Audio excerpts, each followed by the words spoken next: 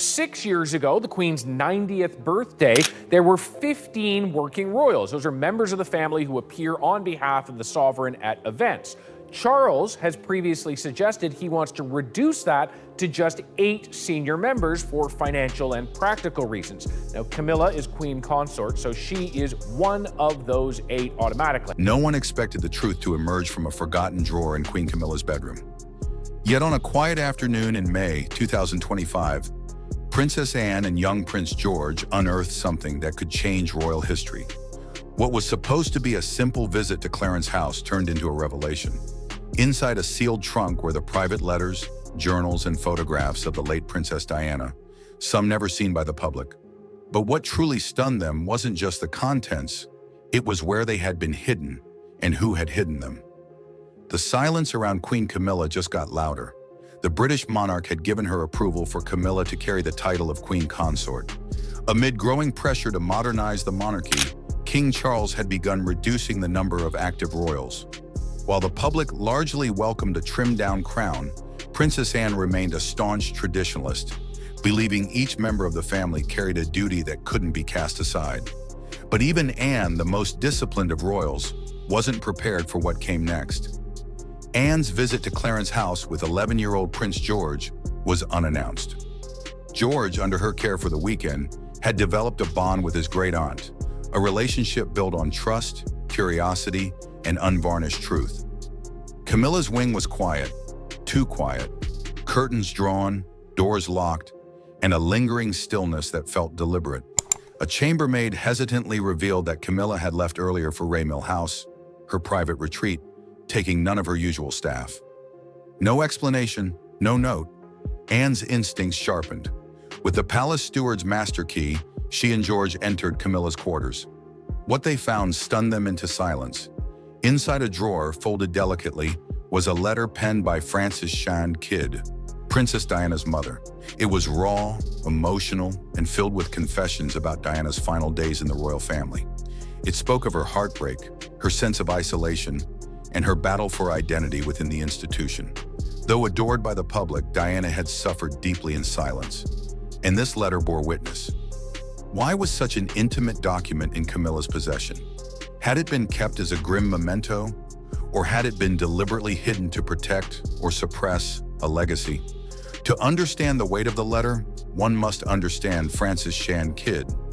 Born into nobility in 1936 at Park House on the Sandringham estate, she was raised in the very world Diana would one day marry into. Her father was a friend of King George V. Her mother served as lady-in-waiting to Queen Elizabeth, the Queen Mother.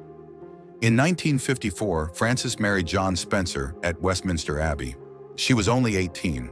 Though it was a union of prestige, it became a gilded cage. She later left her husband for an Australian businessman, an act that rocked the upper class and cost her custody of her 4 children. For young Diana, her mother's sudden absence left lasting wounds. Her emotional world fractured when Frances walked out in 1967. Though she was close to her father, Diana longed for maternal closeness that rarely returned. The arrival of her stepmother, Rain Spencer, nicknamed Acid Rain, only deepened the rift. When Diana later became engaged to Prince Charles, Frances re-entered the spotlight, this time as the mother of the future queen, but their bond remained fractured. A comment Frances made in a 1997 Hello interview, that Diana was relieved to lose her HRH title, was the final break. Diana never spoke to her again. After Diana's death, Frances issued a public letter thanking the world for its condolences. "With pride, love, and admiration, I return her to him so that she may rest in peace," and she wrote. But the regret in her words was unmistakable. She never got to say goodbye. Anne and George's search didn't end with the letter. Behind a velvet screen, they uncovered a sealed trunk, its brass clasp tarnished by age, but the initials DS still clear. Inside were Diana's personal belongings, handwritten notes, private journals, candid photographs, and keepsakes. A ballet program, a music box, a pressed flower, each item a fragment of Diana's soul. One envelope was labeled, "In case anything ever happens to me." Addressed to her sons, it read like a farewell, tender yet fearful. Another was a letter to Queen Elizabeth II, dated just months before the fatal crash in Paris. In it, Diana spoke of being followed, of strange clicks on her phone, and of a looming dread that she might not live to see her sons grow up. Anne's hands shook. If these were authentic, and there was no reason to doubt they were, then their presence here, in Camilla's private chambers, was deeply disturbing. Among the photos was one that froze Anne in place. Diana stood alone in the dim hallway at Clarence's house, her eyes vacant, her posture weary. But just beside her, cropped and almost hidden, was the unmistakable glint of Camilla's gold bracelet. Had the two women met secretly? Had there been a confrontation the world never knew about? Later that day, the discovery reached King Charles. Camilla was summoned immediately. What followed was not shared with the press, but insiders spoke of a private clash between Anne and her brother. Anne demanded answers. How had Camilla come to possess such intimate artifacts? Why had they been hidden, not archived or returned to Diana's sons? Camilla's reported reply was quiet, shaken. I kept them out of fear. I didn't mean harm. I wanted to understand her, to find peace. To Anne and many others, it felt like something else. Possession, control, a private claim on a legacy that wasn't hers to hold. Prince William, upon learning of the items, was furious. He ordered everything returned to Diana's estate immediately. Anne informed Harry, who remained publicly silent, but his silence, as always, said more than words. The media reaction was swift and fierce. Diana's secret diaries found in Camilla's room, read one headline. Princess Anne uncovers hidden royal truth, read another.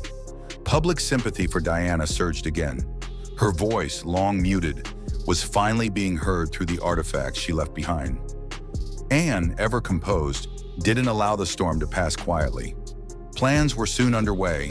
Select letters, with William's permission, would be released publicly.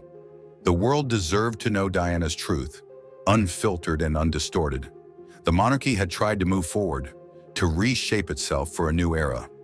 But as this discovery showed, the past isn't so easily buried. It lingers in drawers, in trunks, in ink pressed onto paper. It waits until someone is brave enough to open the lid. What else might Queen Camilla be hiding in that sealed chest? And why was Diana's final photo with her kept out of sight for decades? One thing is clear, the truth has a way of surfacing, even in the most guarded of palaces. Tell us what you think in the comments, and don't forget to subscribe for more stories the Crown never meant you to hear.